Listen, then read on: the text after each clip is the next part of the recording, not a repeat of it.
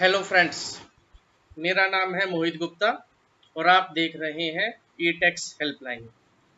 जी हाँ, और आज हम डिस्कस करेंगे सितंबर की latest amendments, notification, circular, press release और अक्टूबर में हमारा क्या क्या कोर्स ऑफ एक्शन रहेगा, क्या क्या ड्यू डेट्स हैं। तो सबसे पहले चेक कर लेते हैं कॉम्प्लायंस कैलेंडर।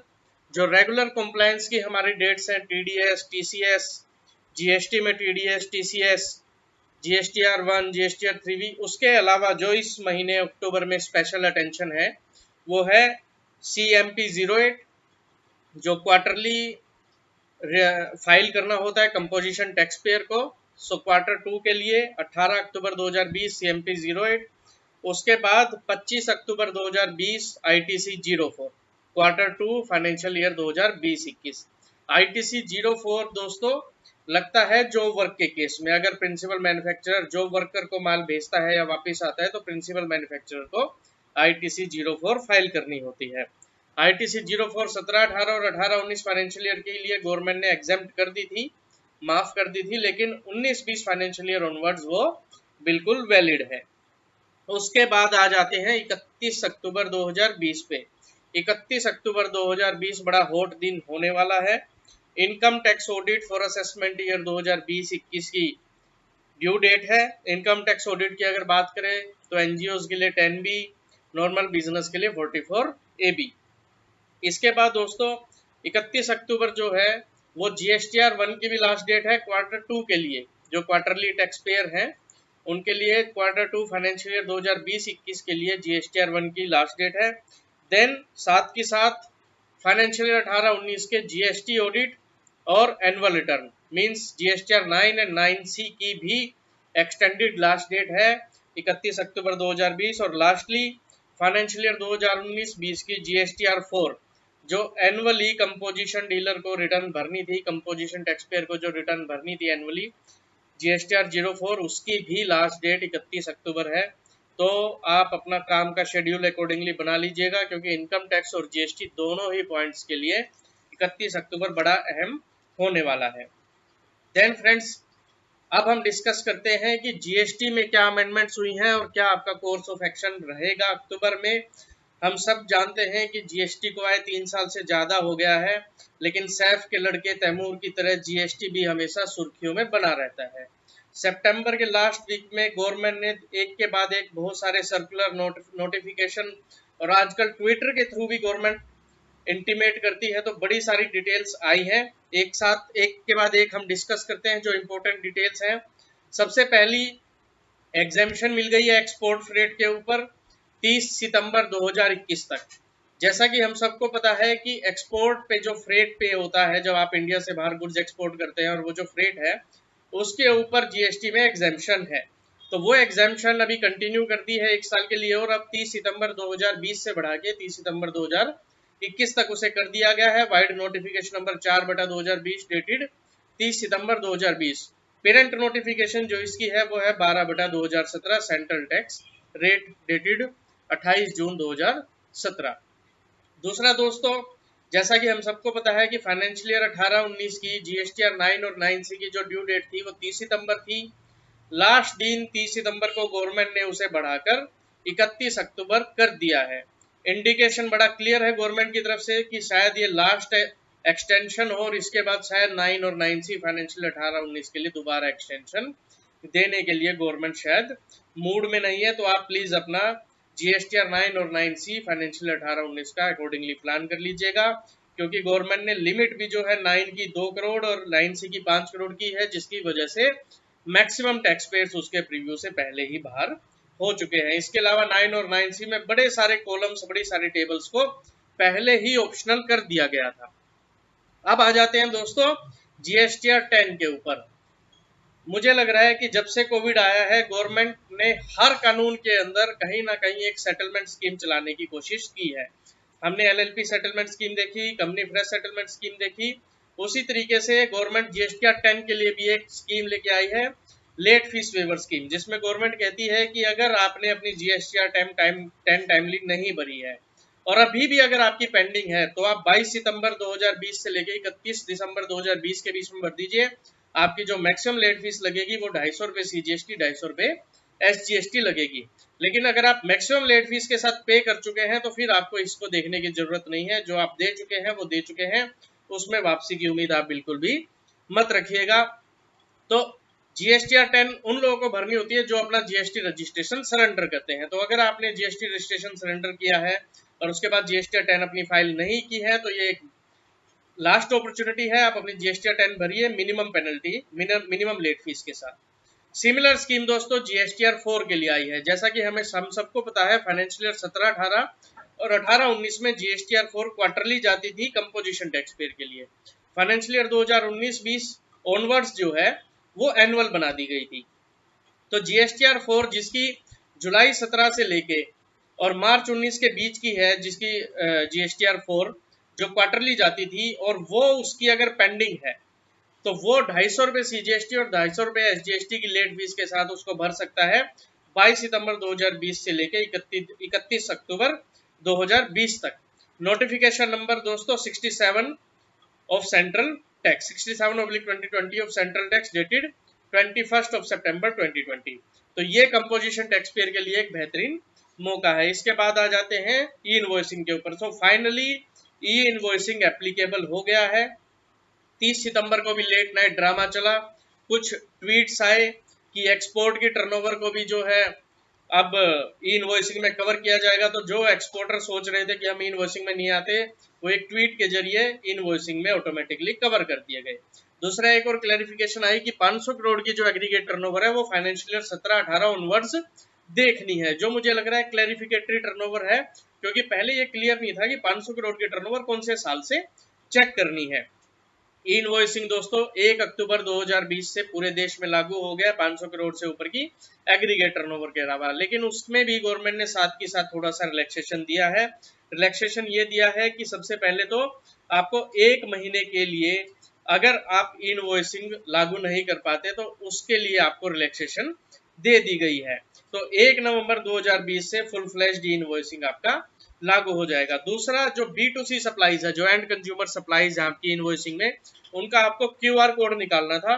वो QR कोड भी B2C सप्लाईज में आपका डेफर कर दिया गया है। वो डेफर हो गया है 1 अक्टूबर 2020 से 1 दिसंबर 2020 तक। मतलब कि B2C के अंदर जो आपको QR कोड बनाने हैं वो 1 दिसंबर 2020 से फुल फ्लैश्ड एप्लीकेबल होगा। तो ये समझ के चलिए B2B के ऊपर इनवॉइसिंग 1 नवंबर 2020 से फुल फ्लैश्ड और B2C के ऊपर 1 दिसंबर 2020 से। तो इन टोटो 1 दिसंबर 2020 से ई इनवॉइसिंग फुल फ्लैश्ड पूरे देश में लग सकता है, अगर ये फर्दर एक्सटेंशन नहीं हुई तो। देन इसके बाद दोस्तों गुड्स सेंट ऑन अप्रूवल के लिए भी छोटी सी एक्सटेंशन आई है। जैसा कि हम सबको पता है कि हम बहुत सारे गुड्स इंडिया से बाहर भेजते हैं अप्रूवल के लिए। सो उस केस में गवर्नमेंट ने कहा है कि अगर आपने गुड्स 20 मार्च 2020 से लेके 30 अक्टूबर 2020 के बीच में अगर आपकी ड्यू डेट फॉल कर रही थी तो उस ड्यू डेट को 31 अक्टूबर 2020 मान लिया जाएगा। मतलब 31 अक्टूबर 2020 तक आप अपनी गुड्स सेंट ऑन अप्रूवल की फॉर्मेलिटी सारी की सारी कंप्लीट कर सकते हैं। देन फ्रेंड्स इसके बाद कुछ नई फैसिलिटीज वेबसाइट पर भी आई हैं। GST की वेबसाइट, जैसा कि हम सबको पता है कि पूरी हाईली रेटेड, हाईली चर्चा में रहती है ज़्यादातर प्रोफेशनल लॉबीज में कि GST की वेबसाइट चल नहीं रही है, ऐसे चल रही है, ये फैसिलिटी दे रही है, यहाँ पे फिगर करेक्टली आ नहीं रही है। तो कुछ नई फैसिलिटीज GST की वेबसाइट पे आए हैं, वो भी हम डिस्कस कर लेते हैं। पहली फैसिलिटी TCS और कंपोजिशन टैक्स पेयर के लिए कुछ नए कॉलम्स आए हैं। उसके बाद GSTR 1 जो मंथली लोग भरते हैं, मंथली टैक्स पेयर, उनकी GSTR 3B PDF में ऑटो कैलकुलेट होके आएगी। ऑटो कैलकुलेट होगी आपकी GSTR 1 से आउटवर्ड सप्लाईज।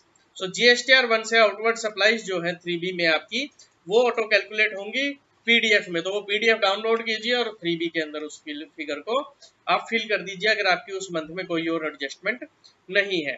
इसके अलावा दोस्तों हमने देखा है GST में कानून, GST काउंसिल कोई चीज बोल देती है, फिर कानून उसके बाद अमेंड होता है और फिर उसके बाद वेबसाइट पे फैसिलिटी अमेंड होती है। ठीक उसी तरीके की अगली एक फैसिलिटी है credit note debit note delinking की। GST काउंसिल ने बहुत पहले बोल दिया था कि credit note debit note invoice के साथ डीलिंग कर दिए जाएंगे। पहले क्या होता था कि एक इनवॉइस के अगेंस्ट एक ही डेबिट नोट क्रेडिट नोट, मतलब हर इनवॉइस के against separate credit note debit note का कॉन्सेप्ट था। लॉ के अंदर वो कॉन्सेप्ट बहुत पहले हटा दिया गया था, लेकिन वेबसाइट के ऊपर फैसिलिटी नहीं आई थी। अब वो फैसिलिटी भी आ गई है। अब आप जब क्रेडिट नोट डेबिट नोट डालेंगे तो वो आपसे इनवॉइस का नंबर मैंडेटरी नहीं पूछेगा।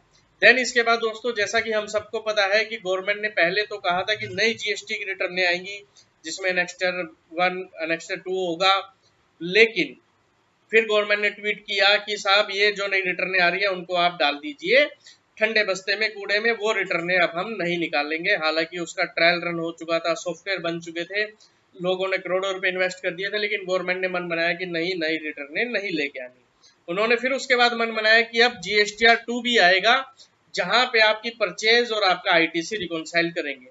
तो उसी कड़ी में आगे बढ़ते हुए गवर्नमेंट ने एक ऑफलाइन मैचिंग टूल बनाया है, जिसके थ्रू आप 2B जो है वो जो ऑटो पॉपुलेट होगा और अपने परचेज रजिस्टर के साथ आप उसका क्रॉस रिकॉन्सिलेशन कर सकते हैं। तो 2B की अभी डेट आई नहीं है, वेबसाइट पे एक्टिव हो गया, तो कहीं ना कहीं आप एक्सपेक्ट कर सकते हैं कि 2B नियर फ्यूचर में आपके ऊपर लग सकता है।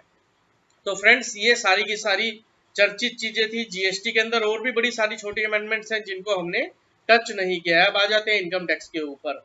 लास्ट वीक ऑफ सितंबर में इनकम टैक्स के अंदर भी बड़ी सारी अमेंडमेंट्स आई, बड़े सारे notification, circulars, press release, clarification I.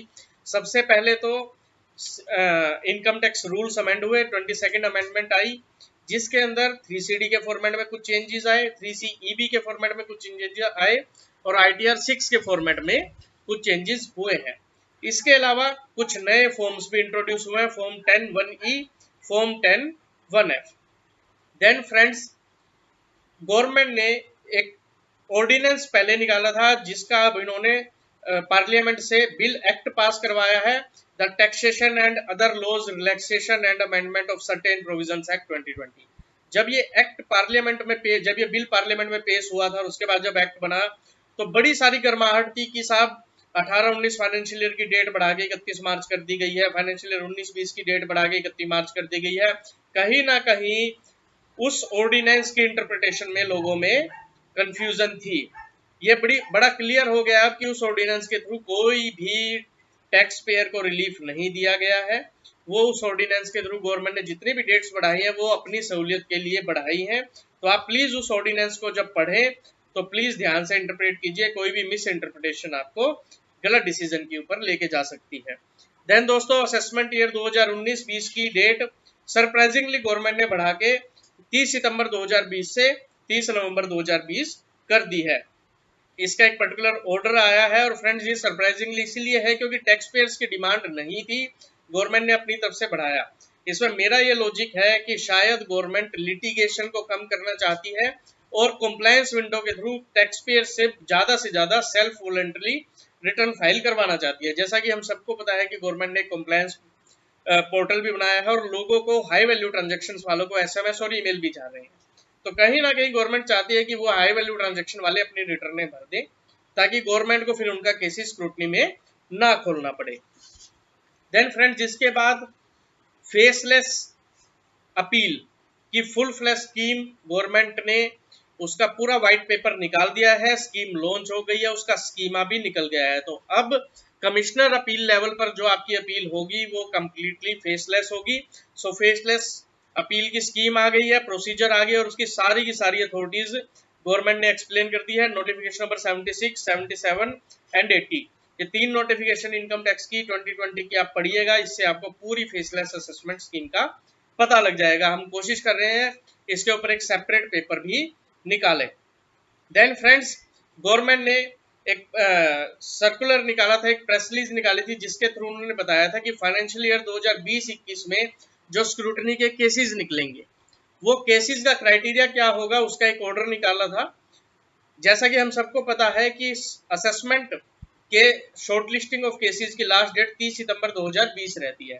तो जिन लोगों को 30 सितंबर 2020 तक असेसमेंट का नोटिस नहीं मिला वो प्लीज खुश ना हो, क्योंकि गवर्नमेंट ने अपने आप को 1 महीना और टाइम दिया है केसेस शॉर्टलिस्ट करने के लिए। तो 31 अक्टूबर 2020 तक गवर्नमेंट केसेस शॉर्टलिस्ट करके लोगों को बताएगी कि आपका केस स्क्रूटनी में निकाला गया है, चाहे वो कंप्लीट स्क्रूटनी हो या फिर कास्ट के थ्रू लिमिटेड स्क्रूटनी हो।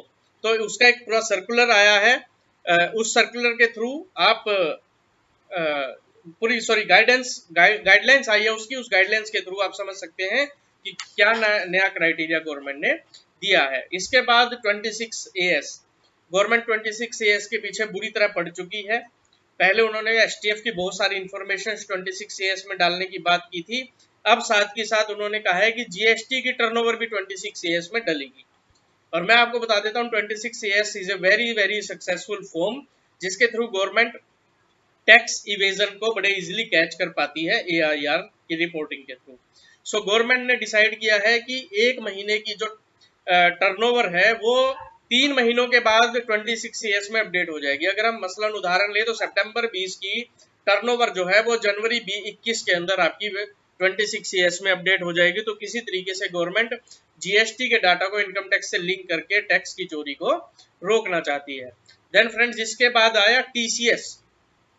तीन चीजों के ऊपर इंप्लीमेंट हुआ। पहला, फॉरेन पेमेंट, आप इंडिया से बाहर पैसा भेजते हैं, 7 लाख से ऊपर पैसा भेजना है तो आपको TCS देना है बैंक को 5%, मतलब 1 करोड़ पैसा अगर आप इंडिया से बाहर भेजेंगे तो 5 लाख रुपए आपको TCS देना है। साथ ही साथ RBI की जो लिबरलाइजेशन स्कीम है वो भी आपको फॉलो करनी है, जो कहती है कि 1 साल में आप 2.5 लाख USD से ज्यादा इंडिया से बाहर ट्रांसफर नहीं कर सकते।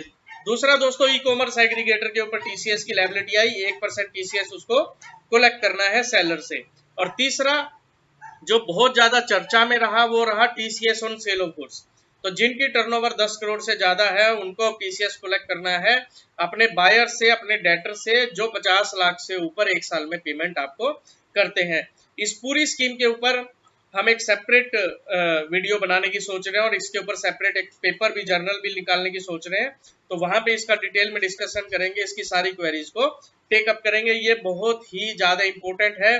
कभी एक समय होता था कि इनकम टैक्स सिर्फ इनकम के ऊपर टैक्स कलेक्ट करता था, लेकिन आज के दिन इनकम टैक्स किसी भी चीज के ऊपर आपसे टैक्स कलेक्ट करने की पावर रखता है। तो आप ये मत सोचिए कि जो आप TCS दे रहे हैं वो इनकम के ऊपर है, नहीं, किसी भी चीज के ऊपर हो सकता है। बैंक में कैश जमा करोगे तो भी टैक्स देना है और फॉरेन में पैसा भेजोगे तो भी आपको टैक्स देना है। फ्रेंड्स इसके बाद कुछ TCS का जब प्रोविजन इंप्लीमेंट हुआ तो उसके ऊपर लोगों के डाउट्स भी आए। उन डाउट्स को क्लेरिफाई करने के लिए गवर्नमेंट ने प्रेस रिलीज निकाली, उसमें बहुत सारे एग्जांपल्स भी दिए जिसके थ्रू आपको क्लेरिफाई हो जाएगा कि TCS कैसे कैसे काट लेना है, कैसे कैसे कलेक्ट करना है और कब कब करना है। उसके ऊपर हम डिटेल में चर्चा अलग से भी करेंगे। अब आ जाते हैं कंपनीज लॉ के ऊपर। जैसा कि हम सबको पता है कि आज के दिन जो फैशन है वो है ट्विटर फैशन। गवर्नमेंट को कुछ भी करना है ट्वीट कर दो।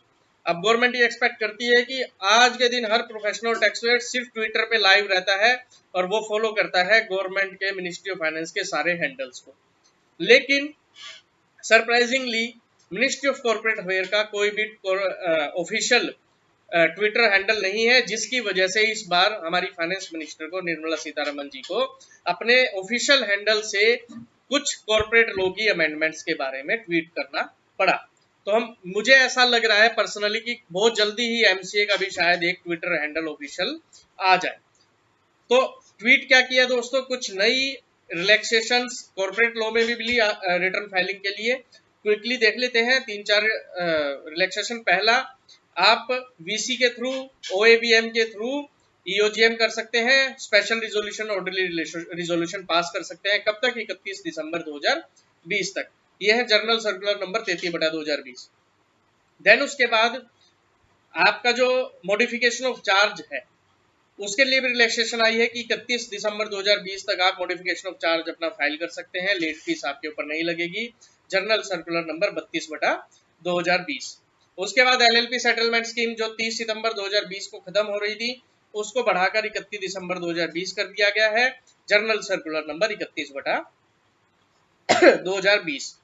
और at the end companies fresh settlement scheme, लोगों को बड़ी उम्मीदें थी, लेकिन उसके अंदर भी गवर्नमेंट ने जिस तरीके की रिस्ट्रिक्शंस लगाई हैं उसकी वजह से बहुत ज्यादा कंपनीज उसका फायदा नहीं ले पा रही है। जर्नल सर्कुलर नंबर 30/2020 30 सितंबर 2020 की जो डेट थी, एंड डेट थी, उसको बढ़ा के 31 दिसंबर 2020 कर दिया गया है। कंपनी फ्रेश सेटलमेंट स्कीम में दोस्तों जो 2 सबसे बड़ी खामियां हैं वो ये हैं, एक तो आप MGT 14 फाइल नहीं कर सकते जो आपके स्पेशल रिजोल्यूशन का है, ऑर्डिनरी रिजोल्यूशन जो आपको इंटीमेट करना होता है ROC को।